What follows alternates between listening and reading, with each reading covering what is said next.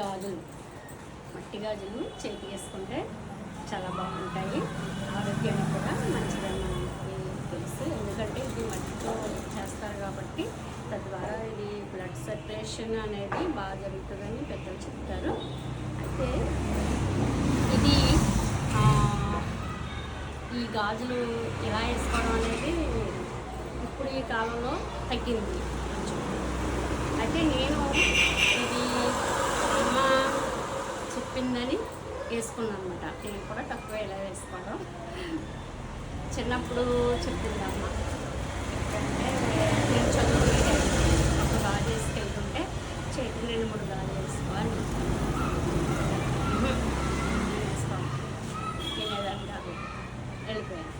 మళ్ళీ కొంచెం పెద్ద క్లాసులకు వచ్చిన తర్వాత మళ్ళీ చెప్పాడు గాజులు వేసుకొచ్చి గాజులు వేసుకున్నాను కదా అప్పుడు 10th క్లాస్. ఆ టైంలో 10th క్లాస్ అయిపోయిన తర్వాత 10th క్లాస్ అయిపోయాక పెళ్ళి అయిపోయింది. పెళ్ళి అయిన తర్వాత కూడా ఇంకా అదే అలవాటుగా గాజులు సరిగ్గా వేసుకునేదాన్ని కాదు. అమ్మ ఓర్పుగా మళ్ళీ ఈ గాజులు మట్టి గాజులు వేసుకోవాలి, పెళ్ళి అయ్యాక చాలా మంచిది అని చెప్పేది. అమ్మ వేసుకుంటారులే అనేదాన్ని. తర్వాత పిల్లలు కొంచెం పెద్దోళ్ళు అయ్యాక మళ్ళీ చెప్పింది గాజులు సరిగ్గా వేసుకోనిండా చేతి నిండా గాజులు వేసుకో, మట్టి గాజులు వేసుకో, బంగారు గాజులు ఉన్నా కానీ మధ్యలోనూ నిండా చేతి నిండా ఈ గాజు ఎక్కువ కనపడాలి అనేది. అయితే అప్పుడు కొద్దిగా పిల్లలు ఎదుగుతున్న టైంలో అమ్మ మాట కరెక్టే కదా అంటే కొంచెం నిదానం వచ్చిందన్నమాట. వేసుకోవాలి అనుకుని 2-3 అలా వేసుకున్నాను. మళ్ళీ కొన్నాళ్ళు పోయాక అమ్మ మా పిల్లలు పెద్దోళ్ళు అయిన తర్వాత కూడా మొన్న మధ్య మళ్ళీ చెప్పారు ఆవిడ చేతి నిండా గాజులు వేసుకో, మట్టి గాజులు వేసుకోవాలమ్మా అని చెప్పి. అప్పుడు నాకు ఇంకా నిదానం వచ్చింది. అంటే నా పిల్లలు పెద్దోళ్ళు అయిపోయారు, నేను పెద్దదాన్ని అయ్యాను కదా. అమ్మ మాట నాకు కరెక్ట్గా అనిపించింది. అమ్మ చెప్పింది వేసుకోవాలి కరెక్టే కదా, ఇది నిజం కదా తను చెప్పింది అని చెప్పి వేసుకోవాలనిపించింది. అయితే ఆమె నేను చిన్నగా ఉన్నప్పుడు చెప్పినప్పుడు నేను చేస్తుంటే చాలా సంతోషించేవారు. కానీ మనలో మార్పు అనేది క్రమేపీ వచ్చింది. బట్ మనం పూర్తిగా ఆచరించేసరికి వాళ్ళు పెద్దవాళ్ళైపోతారు చూసారా. కానీ ఇక్కడ మనం ఆచరించింది కంటే వాళ్ళు ఫస్ట్ నుంచి ఓర్పుగా చెప్పుకొచ్చారు చూసారా అమ్మ. ఇది చాలా గొప్ప విషయం.